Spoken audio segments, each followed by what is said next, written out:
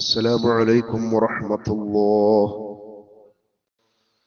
نحمده ونستعينه ونستغفره ونؤمن به ونتوكل عليه ونعوذ بالله من شرور أنفسنا ومن سيئات أعمالنا. من يهده الله فلا مضل له ومن يضلل فلا هادي له. أشهد أن لا إله إلا الله وحده لا شريك له، وأشهد أن محمدا عبده ورسوله، ورسله بالهدى ودين الحق ليظهره على الدين كله ولو كره المشركون. اللهم صل على محمد وعلى آل محمد كما صليت على إبراهيم وعلى آل إبراهيم إنك حميد مجيد. اللهم بارك على محمد وعلى آل محمد كما باركت على إبراهيم وعلى آل إبراهيم إنك حميد مجيد. أما بعد فإن خير الحديث كتاب الله، وخير الهدي هدي محمد صلى الله عليه وسلم، والشر الأمور محدثاتها وكل محدثة بدعة وكل بدعة ضلالة وكل ضلالة في النار. أعوذ بالله من الشيطان الرجيم. يا أيها الذين آمنوا اتقوا الله حق تقاته ولا تموتن إلا وأنتم مسلمون. بسم الله الرحمن الرحيم. الحمد لله الذي أنزل على عبده الكتاب ولم يجعل له عوجا قيما لينذر بأسا شديدا من لدنه ويبشر المؤمنين الذين يعملون الصالحات أن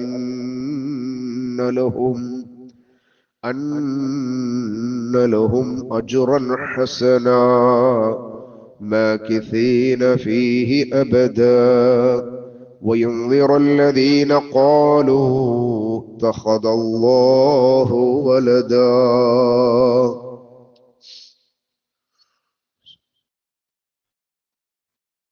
ഏറ്റവും ബഹുമാനമുള്ള സത്യവിശ്വാസികളെ, സത്യവിശ്വാസിനികളെ, അല്ലാഹുവിന്റെ നിയമനിർദ്ദേശങ്ങളെ ജീവിതത്തിന്റെ എല്ലാ മേഖലകളിലും കാത്തു സൂക്ഷിച്ച് ജീവിക്കണമേ എന്ന് സ്വന്തത്തെ ഓർമ്മപ്പെടുത്തുന്നത് പോലെ നിങ്ങളെയും ഓർമ്മപ്പെടുത്തുകയാണ്, വസിയ്യത്ത് ചെയ്യുകയാണ്. ഈ ലോകത്ത് നമ്മൾ ജീവിച്ചുകൊണ്ടിരിക്കുമ്പം അല്ലാഹുവിനെ തൃപ്തിപ്പെട്ടുകൊണ്ട് ജീവിക്കുവാനും ഈ ലോകത്തു നിന്ന് വിട പറയുന്ന അവസാന നിമിഷം അല്ലാഹു നമ്മെ തൃപ്തിപ്പെട്ടുകൊണ്ട് വിട പറയുവാനുമുള്ള മഹാ തൗഫീഖിനായി സദാ പ്രാർത്ഥിക്കുക. അല്ലാഹു സുബ്ഹാനഹു തആല അവന്റെ ഇഷ്ടജനങ്ങളിൽ നമ്മയും സ്വീകരിക്കുമാറാവട്ടെ. വിശുദ്ധ ഖുർആനില് അതിന്റെ 18-ാമത്തെ അധ്യായത്തിലെ 4 ആയത്തുകളാണ് ആമുഖമായി ഓതി കേൾപ്പിച്ചത്. ഈ ഒരു അധ്യായത്തിന്റെ ഒരു പ്രത്യേകത, ഒട്ടുമിക്ക ആളുകൾക്കും ഈ ആയത്തുകൾ വളരെ സുപരിചിതമാണ്. വേണമെങ്കിൽ ഹിഫ്ളായി ഇരിക്കുന്ന ആയത്തുകളിൽ പെടുന്ന ആയത്തുമാണ്.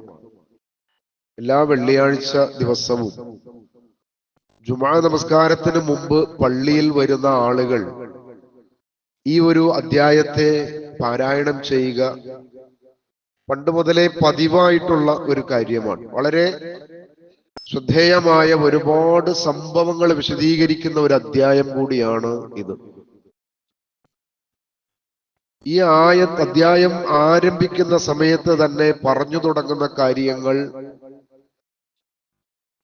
സത്യത്തിൽ എന്താണ് എന്ന് ഇന്ന് വരെ അത് മനസ്സിലാക്കാതെ ഓതിക്കൊണ്ടിരിക്കുന്ന ആളുകളാണ് ബഹുഭൂരിപക്ഷവും എന്നതും ഒരു സത്യമാണ്.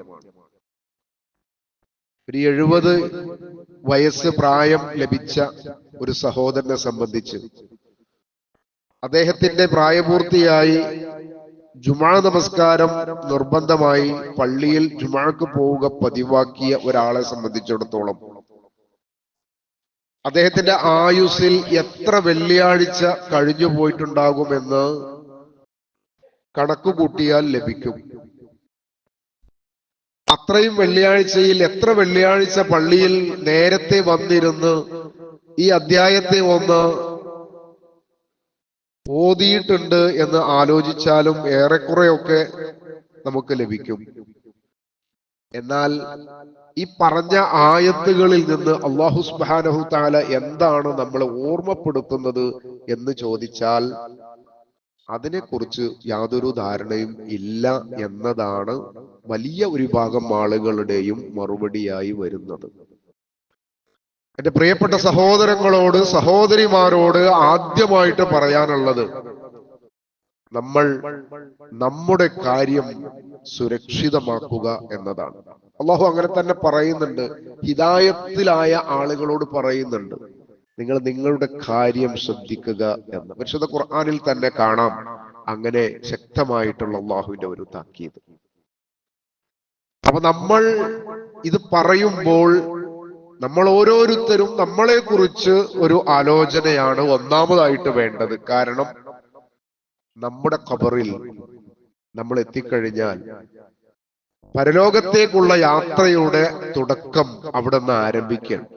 ഈ ദുനിയാവ് അവസാനിച്ചു, ഇനി നമുക്കൊരു തിരുത്തലിനോ അല്ലെങ്കിൽ എന്തെങ്കിലുമൊക്കെ മാറ്റാനോ പിന്നീട് നമുക്ക് അവസരമില്ല. തിരുത്തലുകൾക്കും ജീവിതത്തിൽ പരിവർത്തനങ്ങൾക്കും അവസരമുള്ളത് ഓർമ്മയുള്ള ആയുസ്സോടുകൂടി ജീവിക്കുന്ന സമയത്താണ്. നമ്മൾ കാണുന്നുണ്ട് ഒരുപാട് സഹോദരങ്ങളെ ഈ ലോകവുമായിട്ട് യാതൊരു ബന്ധവുമില്ല, സ്വന്തം മക്കളെ തിരിച്ചറിയാത്ത, സ്വന്തം കുടുംബക്കാരാരാണ് എന്ന് അറിയാതെ ബുദ്ധി മറഞ്ഞ് അല്ലെങ്കിൽ ഓർമ്മയില്ലാതെ രോഗികളായി കിടക്കുന്ന ഒരുപാട് ആളുകളുണ്ട്. അവർക്കൊന്നും ദുനിയാവിൽ ഉള്ള അത്രയും സമയം ഇനി എന്തെങ്കിലും ഒന്ന് തിരുത്തുവാനോ അല്ലെങ്കിൽ എന്തെങ്കിലും ഒരു പരിവർത്തനങ്ങൾക്കോ അവസരമില്ല എന്നതൊരു സത്യമാണല്ലോ. അപ്പൊ ഓർമ്മയുള്ള, ആരോഗ്യമുള്ള, സമയം നമ്മൾക്ക് അല്ലാഹു ധാരാളം നൽകിയിട്ടുള്ള, സമ്പത്തും ഉള്ള, പ്രതിസന്ധികൾ വളരെ കുറഞ്ഞിട്ടുള്ള, പ്രയാസങ്ങൾ വളരെ കുറഞ്ഞ ഒരു കാലഘട്ടത്തിൽ ജീവിക്കുന്ന ആളുകളാണ് നമ്മൾ. നമുക്ക് ഇതിന് അവസരങ്ങളുണ്ട് എന്നതാണ്, സമയമുണ്ട്. അതുകൊണ്ട് തന്നെ പരിശുദ്ധ ഖുർആനിന്റെ ആയത്തുകളെ എപ്പോഴാണോ നമ്മൾ ഓതാൻ ഉദ്ദേശിക്കുന്നത് ആ സമയത്തൊക്കെയും എന്താണ് അല്ലാഹു ആയത്ത് കൊണ്ട് പറഞ്ഞത് എന്നതിനെ കുറിച്ച് കൂടി മനസ്സിലാക്കിക്കൊണ്ട് ആ പരിശുദ്ധ ഖുർആനിലേക്ക് കൂടുതൽ ആവേശത്തോടു കൂടി അടുക്കണമേ എന്ന് വളരെ വിനീതമായ ഒരു വസിയത്തായിട്ട് തന്നെ നിങ്ങളുടെ മുമ്പിൽ പറയാണ്. കാരണം ഈ പരിശുദ്ധ ഖുർആനിന്റെ ആയത്തുകൾ അറിയാത്തതാണ് നമ്മുടെ ഉമ്മത്ത് വഴിപിഴച്ചു പോകുവാനുള്ള വലിയൊരു കാരണം. പരിശുദ്ധ ഖുർആനിനെ നമ്മളോടൊപ്പം ഉണ്ടായിരുന്നുവെങ്കിൽ ഒരിക്കലും നമ്മൾ വഴി പിഴച്ചു പോകില്ല എന്ന് പറഞ്ഞത് മുഹമ്മദുർ റസൂലുള്ളയാണ്. തറക്തു ഫീക്കും അംറൈൻ, നിങ്ങളിൽ 2 കാര്യങ്ങളുണ്ട്, ആ 2 കാര്യങ്ങൾ നിങ്ങളിൽ തന്നിട്ടാണ് ഞാൻ എന്റെ റബ്ബിലേക്ക്, എന്റെ അല്ലാഹുവിലേക്ക് തിരിച്ചു പോകുന്നത്. ഞാൻ നിങ്ങളെ ഒന്നും ഏൽപ്പിക്കാതെ പോകുന്നില്ല, നിങ്ങൾ അനാഥമാക്കി കൊണ്ട് പോകുന്നില്ല. നിങ്ങളിൽ 2 കാര്യങ്ങളുണ്ട്. ഒന്ന് കിതാബുല്ലാഹ്, അല്ലാഹുവിന്റെ പരിശുദ്ധമായ ഈ പരിശുദ്ധ ഖുർആനാണ്, കിതാബുള്ളയാണ്, അല്ലാഹുവിന്റെ കിതാബാണ്. ഒന്ന് സുന്നത്തി റസൂലുള്ളാഹി സ്വല്ലല്ലാഹു അലൈഹി വസല്ലം, നിങ്ങളുടെ നബിയുടെ സുന്നത്ത് അതേ കൃത്യമായിട്ട് നിങ്ങൾക്ക് ബോധ്യപ്പെടുത്തി തന്നിട്ടുള്ള എങ്ങനെയാണ് ഇസ്ലാമായിട്ട് ജീവിക്കേണ്ടത് എന്ന് മുഹമ്മദ് റസൂലുള്ളാഹി നമുക്ക് വിശദീകരിച്ചു തന്നിട്ടുള്ളത് അത് നിങ്ങളുടെ മുമ്പിലുണ്ട്. അത് നിങ്ങൾ അറിഞ്ഞ് മുറുകെ പിടിച്ച് അതിലാണ് എന്റെ ജീവിതം എന്ന് ഉറപ്പുവരുത്തി ജീവിക്കണമേ എന്ന വസിയത്താണ് മുഹമ്മദ് റസൂലുള്ളാഹി സ്വല്ലല്ലാഹു അലൈഹി വസല്ലമയുടെ അവസാനത്തെ വാക്കുകളിൽ വളരെ ശ്രദ്ധേയമായി കൊണ്ട് നമ്മളെ ഓർമ്മപ്പെടുത്തിയിട്ടുള്ളത്. അതുകൊണ്ട് തന്നെ ആ ഒരു വസിയത്ത് വളരെ ശ്രദ്ധിച്ചുകൊണ്ട് നമ്മൾ കാത്തു സൂക്ഷിക്കേണ്ടതാണ്. പരിശുദ്ധ ഖുർആനിനെ നമ്മൾ സ്ഥിരമായി നമ്മളോടൊപ്പം നിർത്തണം. ദിവസവും പരിശുദ്ധ ഖുർആനിൽ നിന്ന് കുറച്ചെങ്കിലും ആയത്തുകൾ ഓതണം. ഫജ്ർ നമസ്കാരത്തിന് പള്ളിയിലേക്ക് വരുമ്പോ പള്ളിയിൽ നിന്ന് നമ്മുടെ നമസ്കാരം കഴിഞ്ഞ് നമ്മുടെ ദിക്റുകൾ കഴിഞ്ഞ് നമ്മുടെ ഉപജീവനത്തിനുള്ള ആവശ്യങ്ങൾക്ക് വേണ്ടി പുറത്തു പോകാൻ കുറച്ചുകൂടി സമയമുണ്ട് എന്ന് ബോധ്യമുള്ളവരൊക്കെയും ആ പള്ളിയിൽ ഇരുന്നു കൊണ്ട് കുറച്ച് ഖുർആനിന്റെ ആയത്തുകൾ ഓതുവാനും ആ ആയത്തുകളുടെ അർത്ഥം ഒന്ന് മനസ്സിലാക്കുവാനുമുള്ള സമയത്തെ ഉപയോഗപ്പെടുത്തണം. ഇല്ലെങ്കിൽ എന്താ സംഭവിക്കുക?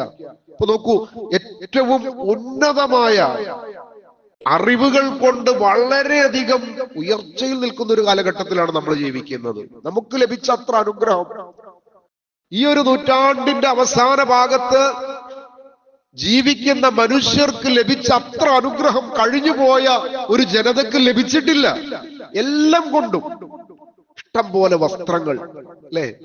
റസൂലുള്ളാഹി സ്വല്ലല്ലാഹു അലൈഹി വസല്ലമയുടെ പള്ളിയിൽ റസൂലുള്ളാഹിയോടൊപ്പം നമസ്കരിക്കാൻ നിന്നിരുന്ന സ്വഹാബിമാരുടെ അവസ്ഥ നമുക്ക് പറഞ്ഞു തരാൻ വളരെ ശ്രദ്ധേയമായ ഒരു ഹദീസുണ്ട്. അതേ ഹദീസിൽ റസൂലുള്ളാഹിയുടെ നിർദ്ദേശം എന്താണെന്ന് അറിയുമോ?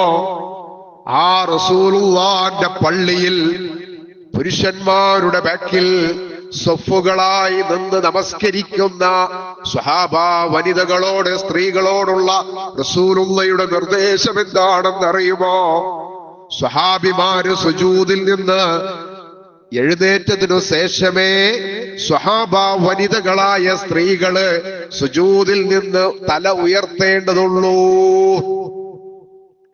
രണ്ട് കാര്യങ്ങളുണ്ട്. ഒന്ന്, റസൂലുള്ളാഹിന്റെ പള്ളിയിൽ റസൂലുള്ള ഇമാമായിട്ട് നമസ്കരിക്കുമ്പോ അതിന്റെ പിന്നിൽ സ്വഹാബികളായ പുരുഷന്മാരുണ്ടായിരുന്നു, അതിന് പിന്നിൽ സ്ത്രീകളായ സ്വഹാബ വനിതകളും ഉണ്ടായിരുന്നു. പല ആൾക്കാർക്കും ഇപ്പോഴും അതിലൊരു സംശയ, സ്ത്രീകൾക്ക് പള്ളി പോകാൻ പറ്റുമോ? എന്നിട്ടിപ്പോ യാത്രക്കാരായ സ്ത്രീകളാണെങ്കിൽ അവർക്ക് പറ്റും എന്നുള്ള ഒരു ഫത്വയിൽ വന്നിട്ടുണ്ട്. ആ ഫത്വ തെറ്റാണ്. യാത്രക്കാരൊക്കെ ആയിട്ട് പ്രത്യേകം ഒരു ഫത്വ ഇസ്ലാമിൽ തെരഞ്ഞാൽ കാണൂല. സ്ത്രീകൾക്ക് പള്ളിയിൽ പ്രവേശിക്കാൻ യാത്രക്കാരിയാവണം എന്ന ഒരു നിർദ്ദേശമേ ഇസ്ലാമിലില്ല. അങ്ങനെയുള്ള ഒക്കെ ഏച്ചുകൂട്ടുന്ന സമയത്ത് അതൊക്കെ മുളച്ചിരിക്കുമെന്ന് കാരണവന്മാർ പറയാറുണ്ട്. അതൊരു കൃത്യമായിട്ടുള്ള സന്ദേശം. ഇവിടെ എന്താ പറയണെന്നറിയോ? സ്വഹാബിമാര് സുജൂദിൽ നിന്ന് എഴുന്നേറ്റതിനു ശേഷം നിങ്ങൾ തല ഉയർത്തിയാൽ മതി എന്ന് പറയാനുണ്ടായ കാരണം ആ സ്വഹാബിമാർക്കൊന്നും ശരീരം മുഴുവൻ മറക്കാൻ മാത്രം വസ്ത്രമുണ്ടായിരുന്നില്ല എന്നതാണ്. അതുകൊണ്ട് അവരുടെ നഗ്നത വെളിവാകുമോ എന്ന ഒരു ഭയമായിരുന്നു റസൂലുള്ളാഹി അങ്ങനെ ഒരു നിർദ്ദേശം കൊടുക്കാനുള്ള കാരണം.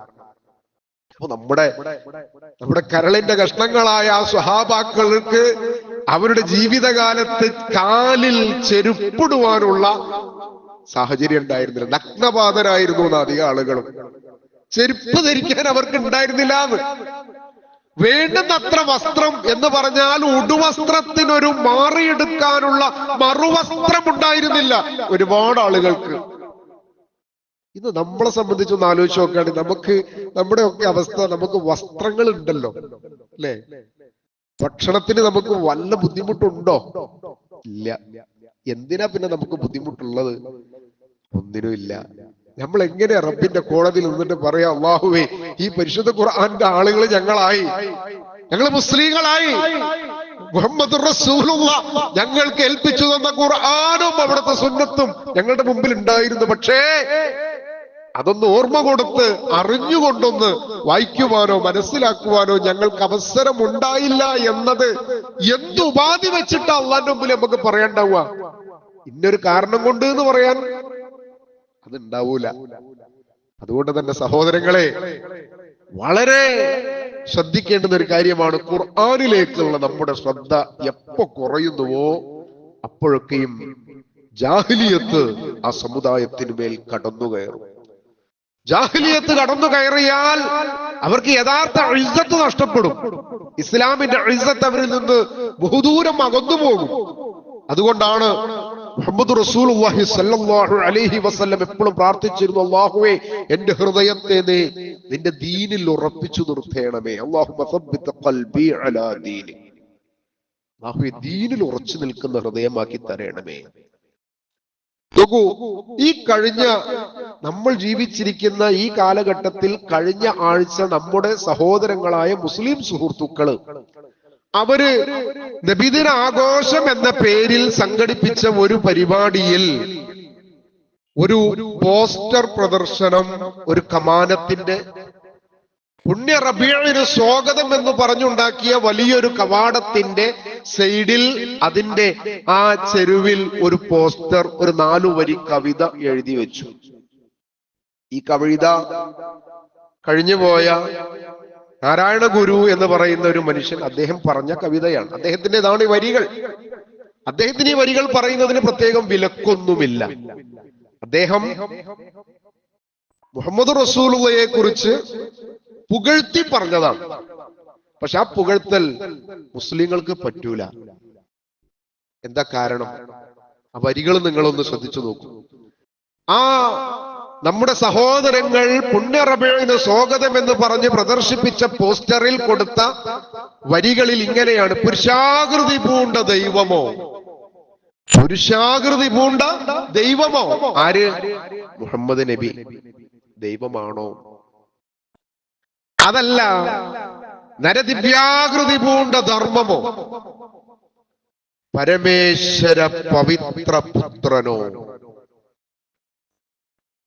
ദൈവല്ലെങ്കിൽ പിന്നെ അള്ളാന്റെ പുത്രനാണോ? കരുണാവാൻ നബി മുത്ത് രത്നമോ. ഇതൊരു മുസ്ലിമിനെ സംബന്ധിച്ചിടത്തോളം പറയാൻ പാടില്ലാത്ത വരികളാണ്. നമ്മളുടേതെന്ന് പറഞ്ഞ് ഒട്ടിക്കുവാനോ പറയുവാനോ പാടുള്ളതല്ല. എന്തേ? ഒന്ന്, നബി ആണ്, ദൈവമല്ല. അതാണല്ലോ പറയുന്നത്. പരിശുദ്ധ ഖുർആനിൽ ഞാൻ ആമുഖമായി ഓതി വെച്ച സൂറത്തുൽ കഹ്ഫിന്റെ ആ തുടക്കത്തിൽ തന്നെ അല്ലാഹു സുബ്ഹാനഹു വ തആല ആ ആയത്തുകൾ കൊണ്ട് പറഞ്ഞത്, അൽഹംദുലില്ലാഹില്ലദീ അൻസല അലാ അബ്ദിഹിൽ കിതാബ വലം യജ്അൽ ലഹു ഇവജ. അല്ലാഹുവേ, നിനക്ക് മാത്രമാണ് സർവസ്തുതികളും. തന്റെ ദാസന് വേദപുസ്തകം ഇറക്കി കൊടുത്തവനാണ് അല്ലാഹുവേ നീ, അതിലൊരു വക്രതയും വരുത്താത്തവനും. അഥവാ പരിശുദ്ധ ഖുർആനിനെ മുഹമ്മദ് റസൂലുള്ളയിലൂടെ ഞങ്ങൾക്ക് ഇറക്കി തന്ന അല്ലാഹ്, നിനക്കാണ് സർവസ്തുതിയും. അതിലെന്താണുള്ളത്? ഖയ്യിമൻ ലിയുൻദിറ ബഅസൻ ശദീദൻ മിൻ ലദുൻഹു വയുബശ്ശിറൽ മുഅ്മിനീന അല്ലദീന യഅമലൂന സ്വാലിഹാത്തി അന്ന ലഹും അജ്റൻ ഹസനാ. തീർത്തും ശരിയായ ഒരു ഗ്രന്ഥമാണിത്. തീർത്തും ശരിയായ ഒരു ഗ്രന്ഥമാണിത്. ഒരു തെറ്റുകളുമില്ലാത്ത, വക്രതകളില്ലാത്ത കൃത്യമായ പ്രമാണമാണ് ഇത്. അള്ളാഹുവിന്റെ ശക്തമായ ശിക്ഷയെ കുറിച്ച് മുന്നറിയിപ്പ് നൽകുന്നതാണിത്. പരിശുദ്ധ ഖുർആൻ എന്താ പറഞ്ഞത്? നിങ്ങൾക്ക് അള്ളാഹുവിൽ നിന്നുള്ള സന്ദേശം എത്തിയിട്ടും അതനുസരിച്ചല്ല നിങ്ങളുടെ ജീവിതമെങ്കിൽ നിങ്ങൾക്ക് വരാനിരിക്കുന്നത് അള്ളാഹുവിൽ നിന്നുള്ള ശക്തമായ ശിക്ഷയാണ് എന്നുള്ള മുന്നറിയിപ്പ് തന്നതും ഈ ഖുർആനാണ്. പിന്നെയോ, സൽക്കർമ്മങ്ങൾ പ്രവർത്തിക്കുന്ന സത്യവിശ്വാസികൾക്ക് ഉത്തമമായ പ്രതിഫലമുണ്ടെന്ന സന്തോഷ വാർത്ത അറിയിക്കുന്നതും ഈ ഖുർആനാണ്. അപ്പൊ എന്തായിരിക്കണം സൽക്കർമ്മങ്ങൾ? എന്താണ് പ്രതിഫലാർഹമായ പ്രവർത്തനങ്ങൾ എന്ന് എവിടുന്ന് കിട്ടണം? ഈ ഖുർആനിൽ നിന്ന് കിട്ടണം. ഈ ഖുർആനിനെ നമുക്ക് പഠിപ്പിച്ചു തന്ന മുഹമ്മദ് റസൂലുള്ളയിൽ നിന്ന് ലഭിക്കണം. അതിന് പുറത്തുള്ളതൊന്നും ഇതിലേക്ക് കൊണ്ടുവരാനോ വെക്കാനോ പറ്റൂല. ഇനി എന്താ പറയണെന്നറിയോ? മാകിസീന ഫീഹി അബദാ. ആ പ്രതിഫലമാണെങ്കിലോ എക്കാലവും അനുഭവിച്ചു കഴിയുന്നവരാണവർ. അള്ളാഹുവിന്റെ പ്രതിഫലം ലഭിച്ചാൽ അഥവാ സ്വർഗം ലഭിച്ചാൽ ആ സ്വർഗം പിന്നെ ശാശ്വതമാണ്. സ്വർഗത്തിലെത്തിയ ഒരാൾക്ക് പിന്നെ അവർക്ക് പുറത്ത് പോകണമെന്നൊരിക്കലും തോന്നുകയില്ല. പരിശുദ്ധ ഖുർആനിൽ വേറെ സന്ദർഭങ്ങളിൽ അത് പറയുന്നുണ്ട്. ഈ അധ്യായത്തിന്റെ തന്നെ അവസാന ഭാഗത്ത് അത് പരാമർശിക്കുന്നുണ്ട്. അവിടെ നിന്ന് പോവാൻ ആരും ഇഷ്ടപ്പെടൂല. അള്ളാഹു നൽകുന്ന സ്വർഗം. ഇനി പറയുന്ന ആയത്ത്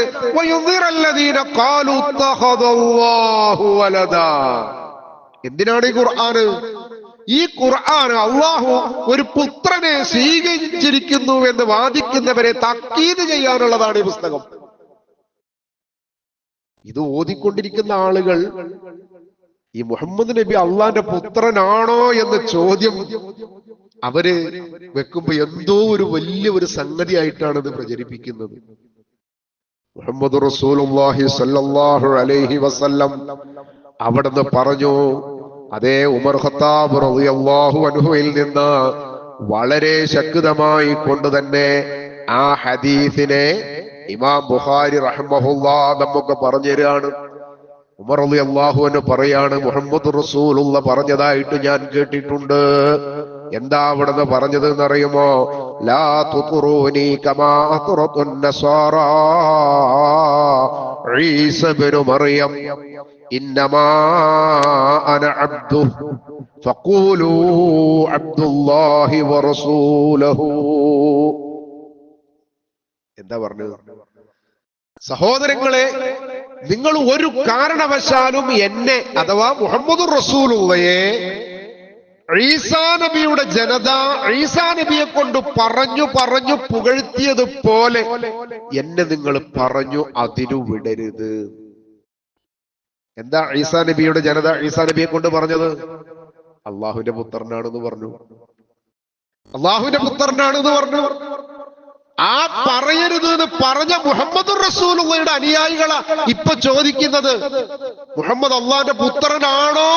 അതല്ല, അള്ളന്നെയാണോ എന്ന് ആദ്യത്തെ ചോദ്യം. അള്ളന്നെയാണ്, ദൈവം തന്നെയാണോ മുഹമ്മദ്? അതല്ലെങ്കിൽ ദൈവത്തിന്റെ മകനാണോ?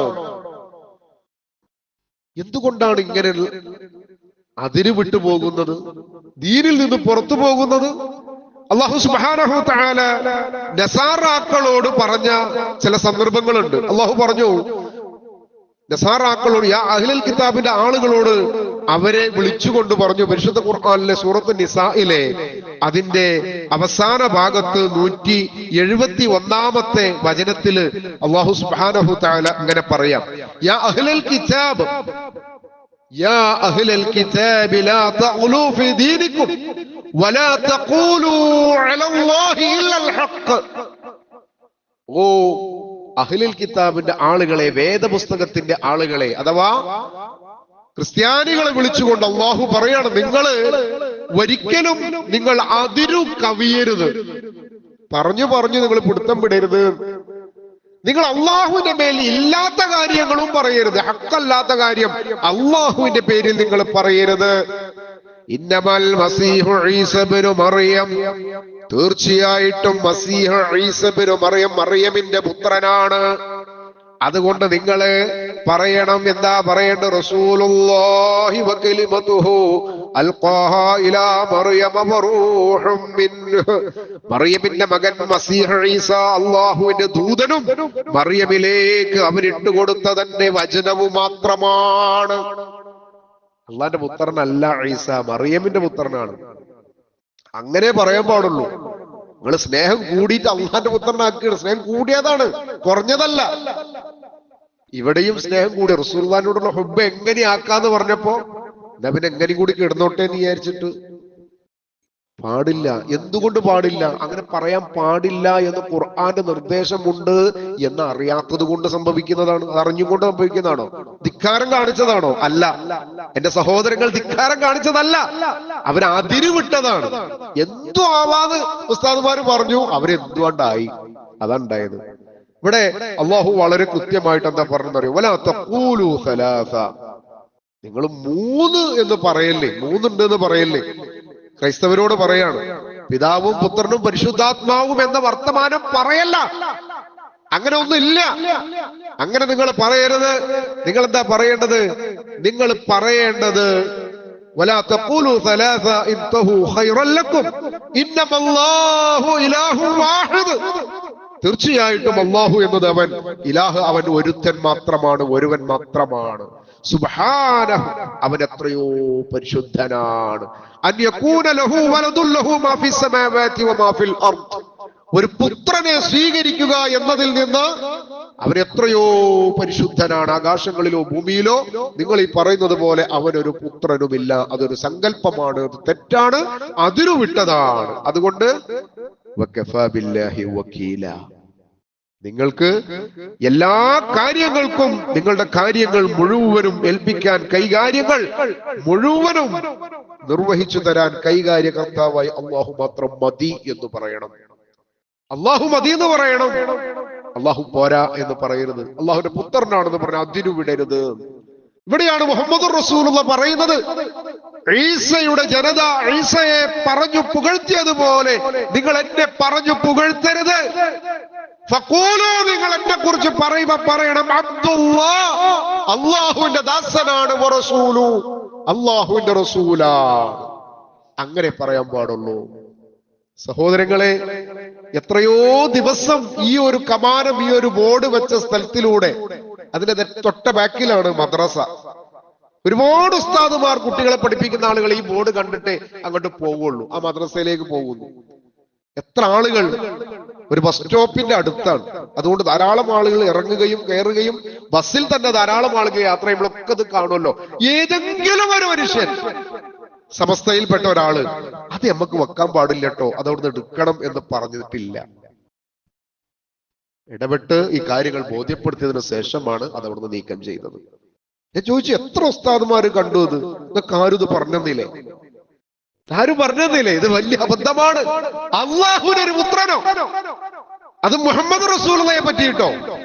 അല്ല, മുഹമ്മദ് റസൂലുള്ളാഹിന്റെ ദൈവമാണെന്നൊരു ചോദ്യമോ? എങ്ങനെ അങ്ങനെ ഒരു ചോദ്യം നമുക്ക് ചോദിക്കാൻ പറ്റും?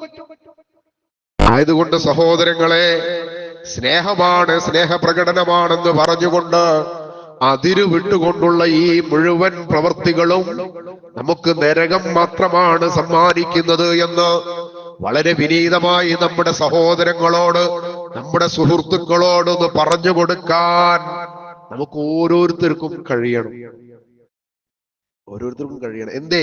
നസീഹത്ത് മാത്രമാണ്, നസീഹത്താണ്. നഷ്ടപ്പെടരുത്. ഈ ലഭിച്ച സൗഭാഗ്യം നമുക്ക് നഷ്ടമാവരുത്. ഈ കാലഘട്ടത്തിൽ ജീവിക്കുമ്പോ കോടാനക്കോടി മനുഷ്യർ ലാ ഇലാഹ ഇല്ലല്ലാഹയെ വെറുത്തുകൊണ്ട് ജീവിക്കുന്ന ഒരു കാലഘട്ടം അല്ലെ? മുസ്ലിം ആയതുകൊണ്ട് മാത്രം എന്തെല്ലാം പ്രശ്നങ്ങൾ ഉണ്ടാക്കുന്നത്. കഴിഞ്ഞ ദിവസം ഖത്തറിൽ വരെ വന്ന് അതിക്രമം കാണിച്ചു ആ ഇസ്രായേലിന്റെ ആളുകൾ. അതാലോചിച്ച് നോക്കുക നിങ്ങൾ. ഒരു ചെറിയ രാജ്യമാണ് ഖത്തർ, വളരെ നല്ല മനുഷ്യരുള്ള രാജ്യം. 10-20 വർഷം ഖത്തറിൽ ജീവിച്ചിട്ടുണ്ട്. അവിടുത്തെ മനുഷ്യരെ കുറിച്ച് വല്ലാത്ത അത്ഭുതം തോന്നിപ്പോവും. അവിടുത്തെ ആ രാജാവിനെ കുറിച്ച്, അവിടുത്തെ രാജ്യം ഭരിക്കുന്ന മനുഷ്യനെ കുറിച്ച്. എത്ര പാവപ്പെട്ട രാജ്യങ്ങൾക്ക് അവര് മരുന്നും ഭക്ഷണവും വസ്ത്രവും കൊടുത്തേക്കണമെന്നറിയോ? നിങ്ങൾ എവിടെങ്കിലും ഒരു പത്രത്തില് അദ്ദേഹത്തിന്റെ ഒരു ഫോട്ടോ വെച്ചുകൊണ്ട് ആ പറന്നുയർന്ന പ്ലെയിനില് അവർക്കുള്ള ഭക്ഷണമാണ്, മരുന്നാണെന്ന് പറഞ്ഞിട്ട് ഒരു പോസ്റ്റോ ഒരു ഫോട്ടോ കണ്ടിട്ടുണ്ടോ? കാണൂല. അങ്ങനെ ഒരു പബ്ലിസിറ്റി അവർ ആഗ്രഹിക്കുന്നേ ഇല്ല. പാവപ്പെട്ടവരെ സഹായിക്കാൻ കാരണം അള്ളാഹു അവർക്ക് ധാരാളം നിഅമത്ത് കൊടുത്തിട്ടുണ്ട്. എത്രയോ തലമുറ ഉപയോഗിക്കാൻ പറ്റുന്ന അത്ര മണ്ണിൽ അള്ളാഹു അവർക്ക് കൊടുത്തിട്ടുണ്ട്.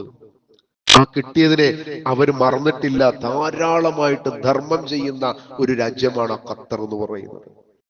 ആ രാജ്യത്ത് അവിടെയുള്ള ആളുകളെ ആ രാജ്യത്തിന്റെ അധികാരത്തിൽ കടന്നുകയറി ബോംബിട്ട് കൊല്ലുക എന്ന് പറയുന്നത് ഈ കാലഘട്ടത്തിൽ ജീവിക്കുന്ന ഏറ്റവും വലിയ തെമ്മാടി രാഷ്ട്രം എന്ന് പേരുകേട്ട ഇസ്രായേലിന്റെ ആളുകൾ ചെയ്തിട്ട് ഇനിയും ഞങ്ങളത് ആവർത്തിക്കുമെന്നാ പറയുന്നത്. ഒന്ന് ആലോചിച്ച് നോക്കാണ്. ഈ കാലഘട്ടത്തിൽ നമ്മൾ ജീവിക്കുന്ന ഈ കാലഘട്ടത്തിൽ ഇതൊക്കെ നമ്മൾ അറിയാം. ഇങ്ങനെയൊക്കെ ഒരുപാട് അപകടങ്ങൾ നടക്കുകയാണ്. ഈ അപകടങ്ങളൊക്കെ നടക്കുമ്പോ അതിന്റെ ഒരു കാരണം എന്താ അറിയോ? മുസ്ലിം ആയിരുന്നത് മാത്രം. ഈ മുസ്ലിം ആയത് എന്നതിന് വെറുക്കുന്ന കോടിക്കണക്കിന് മനുഷ്യർ ഈ ലോകത്തുണ്ട്. ആ സമയത്താണ് ലാ ഇലാഹ ഇല്ലല്ലാഹയുടെ അഭിമാനത്തോടെ ഞാനൊരു മുസ്ലിമാണെന്ന് ആഹ്ലാദത്തോടെ, ചങ്കുറപ്പോടെ, ആർജവത്തോടെ പറയുന്ന ആളുകൾ പക്ഷെ മുസ്ലിം ആണെന്ന് പറയുമ്പോഴും യഥാർത്ഥ ഇസ്ലാമിന്റെ ഇസ്സത്തോ ഈമാനോ അതിന്റെ കാര്യങ്ങളോ നമ്മുടെ ജീവിതത്തിൽ ഇല്ലെങ്കിലോ വെറും ഒരു മുസ്ലിം ആയതുകൊണ്ട് എന്താണ് കാര്യം ഉണ്ടാവുക? അതുകൊണ്ട് ഖുർആനിനെ അറിഞ്ഞുകൊണ്ട് എന്താണ് നമ്മൾ ചെയ്യേണ്ടത്, എന്താണ് നമ്മൾ ചെയ്യുന്നത് എന്നതിനെ കുറിച്ച് കൃത്യമായിട്ട് ബോധ്യം വേണം. ഈ ഒരു കാലഘട്ടത്തിൽ നമുക്കെല്ലാവർക്കും അതിന് ഉത്തരവാദിത്വമുണ്ട്. നമ്മുടെ സഹോദരങ്ങളെ നഷ്ടത്തിൽ നിന്ന് അല്ലാഹു നൽകാമെന്ന് പറഞ്ഞ ജന്നാത്തുൽ ഫിർദൗസിൽ എത്തിക്കുവാൻ അവർ ചെയ്തുകൊണ്ടിരിക്കുന്ന പ്രവർത്തനങ്ങളെ വളരെ എങ്ങനെയാണോ ഗുണകരമായിട്ട് അവർക്ക് തോന്നുക ആ തരത്തിലാണ് സമീപിക്കേണ്ടത്. ഒരിക്കലും അവർക്കൊരു വിദ്വേഷം തോന്നിപ്പിക്കുന്ന തരത്തിൽ, പരിഹസിക്കുന്ന തരത്തിൽ ആയിക്കൂടാ. അവരോട് പറയാം, നിങ്ങൾ ചെയ്യുന്നത് പ്രതിഫലം ആഗ്രഹിച്ചുകൊണ്ടാണെന്ന് ഞങ്ങൾക്കറിയാം, പക്ഷേ പ്രതിഫലം തരേണ്ടവൻ അല്ലാഹു ആണല്ലോ. അല്ലാഹു പറയാത്ത, ആ മുഹമ്മദ് റസൂലുള്ള പഠിപ്പിക്കാത്ത ഒന്നിന് എങ്ങനെയാണ് നമ്മൾ അല്ലാഹുവിന്റെ മുമ്പിൽ പ്രതിഫലം ചോദിക്കുക? നമ്മൾ ഓരോ പ്രവർത്തനവും ചെയ്താൽ നമ്മൾ പ്രാർത്ഥിക്കണമെന്ന് റസൂലുള്ള പറഞ്ഞു. റബ്ബനാ തഖബ്ബൽ മിന്നാ ഇന്നക അൻതസ് സമീഉൽ അലീം. ഇബ്രാഹിം നബി അലൈഹിസ്സലാം പ്രാർത്ഥിച്ച പ്രാർത്ഥനയാണ്. ഇബ്രാഹിം നബി അലൈഹിസ്സലാമും ഇസ്മായിൽ നബിയും കൂടി നിന്ന് പ്രാർത്ഥിച്ച പ്രാർത്ഥന അല്ലാഹു ഖുർആനിലൂടെ നമുക്ക് പഠിപ്പിച്ചു തരാണ്. അതൊരു പ്രധാനപ്പെട്ട പ്രാർത്ഥനയാണ്. അല്ലാഹുവേ, എന്റെ കഴിവിന്റെ പരമാവധി ഞാൻ ചെയ്തു. നമ്മുടെ നമസ്കാരം കഴിഞ്ഞാൽ, നമ്മുടെ പ്രാർത്ഥനകൾ കഴിഞ്ഞാൽ, നമ്മുടെ ദിക്റുകൾ കഴിഞ്ഞാൽ, നമ്മുടെ ദുആ അവസാനിപ്പിക്കുമ്പോ ഒരു സ്വതക്ക നമ്മൾ ഒരാൾക്ക് കൊടുത്താൽ നമ്മൾ പ്രാർത്ഥിക്കണം, അല്ലാഹുവേ നീ സ്വീകരിക്കണം കേട്ടോ, അല്ലാഹ് നീ കബൂലാക്കണേ. ഒരാൾക്ക് എന്തെങ്കിലും ഒരു സഹായം ചെയ്തു കൊടുത്താൽ റബ്ബിനോട് പ്രാർത്ഥിക്കണം. ആയതുകൊണ്ട് അങ്ങനെ ഒരു പ്രാർത്ഥനാ മനസ്സോടുകൂടി ജീവിക്കാൻ എല്ലാവരും മുസ്ലിങ്ങളായി ജീവിക്കണമെന്ന് ആഗ്രഹിച്ചുകൊണ്ട് നസീഹത്തോടുകൂടി നമ്മുടെ സഹോദരങ്ങളോട് അവർക്ക് സംഭവിച്ചിട്ടുള്ള ഈ തെറ്റുകളെ കൃത്യമായി പറഞ്ഞു മനസ്സിലാക്കി കൊടുക്കുവാൻ എല്ലാ സഹോദരങ്ങൾക്കും അതിനുള്ള ഉത്തരവാദിത്വമുണ്ട്. അല്ലാഹു സുബ്ഹാനഹു തആല ആ ഉത്തരവാദിത്വം നിർവഹിച്ച് യഥാർത്ഥ മുസ്ലിങ്ങളായി ജീവിക്കുവാൻ നമ്മെ അനുഗ്രഹിക്കുമാറാവട്ടെ.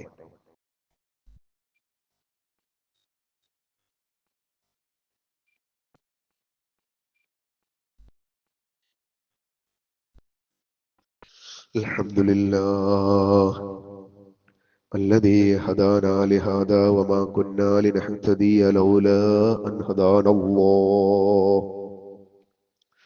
اللهم صل على محمد وعلى آل محمد كما صليت على إبراهيم وعلى آل إبراهيم إنك حميد مجيد. أما بعد فاتقوا الله عباد الله. സഹോദരങ്ങളെ, അല്ലാഹുവിനെ സൂക്ഷിക്കണേ എന്ന് ഒരിക്കൽ കൂടി ഓർമ്മപ്പെടുത്തുകയാണ്. നമ്മുടെ ജീവിതം എപ്പോഴാണ് നമ്മളിൽ നിന്ന് അവസാനിക്കുന്നത് എന്ന് നമുക്ക് ആർക്കും അറിയില്ല. അതൊരു സത്യമാണ്, ഒരു യാഥാർത്ഥ്യമാണ്. തീർച്ചയായിട്ടും ഈ ഭൂമി ലോകത്ത് തിരിച്ചു പോവലിന്റെ ഒരു സ്ഥലമാണ്. ഈ ദുനിയാവ് അങ്ങനെയാണ്. നമുക്ക് വേണ്ടിയിട്ട് ആരൊക്കെയാണ് നമ്മളെ ഖബറിലേക്ക് എത്തിക്കുന്നത് എന്ന് നമുക്ക് ആർക്കും അറിയില്ല. ഏതായാലും ആ സമയം മുതൽ നമ്മൾ പരലോകത്തിലേക്കുള്ള അല്ലാഹുവിന്റെ മഹ്ശറയിലേക്കുള്ള യാത്രയിലാണ്. അതുകൊണ്ട് ആ യാത്രയിൽ നമുക്ക് ധാരാളം വിഭവങ്ങൾ ആവശ്യമാണ്. ആ യാത്രയിൽ നമുക്ക് ഒരുപാട് ഒരുക്കുകൂട്ടി വെക്കേണ്ടതുണ്ട്. നഷ്ടം പറ്റി എന്ന് പറഞ്ഞുകൊണ്ടുള്ള ഒരു യാത്ര ഉണ്ടാവരുത്. മലക്കുൽ മൗത്ത് നമ്മളെ സമീപിക്കുന്ന സമയത്ത് ചില ആളുകൾ ഇങ്ങനെ പറയുമെന്ന് അള്ളാഹു നമ്മളെ ഓർമ്മപ്പെടുത്തുന്നുണ്ട്. റബ്ബി ലൗലാ അഖർതനി ഇലാ അജലിൻ ഖരീബ്. അള്ളാഹു ഇവര് ചെറിയ സമയം ഒന്ന് സമ്മതിക്കുമോ എന്ന്. ഉറപ്പായി മലക്കുൽ മൗത്തിനെ നേരിട്ട് കണ്ടു. ഇവിടെ കണ്ണുകൾ കൊണ്ട് കാണാൻ സാധിക്കും. ആ സമയം ബോധ്യപ്പെട്ടു, ദുനിയാവ് കഴിഞ്ഞെന്ന് ഉറപ്പായി. പക്ഷെ ഒരുങ്ങിയിട്ടുണ്ടായിരുന്നില്ല. ഒരുങ്ങാമെന്ന് വിചാരിച്ചു പോയതാ. ഒരുങ്ങണമെന്നുണ്ടായിരുന്നു, പക്ഷെ ഒരുങ്ങാൻ കഴിഞ്ഞില്ല. പല കാരണങ്ങൾ കൊണ്ട് അതിലേക്ക് നമ്മുടെ ശ്രദ്ധ എത്തിയില്ല.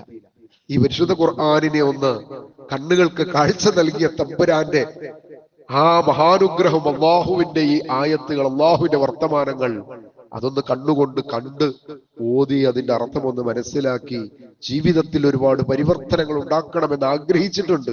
പക്ഷെ അത് നടന്നില്ല.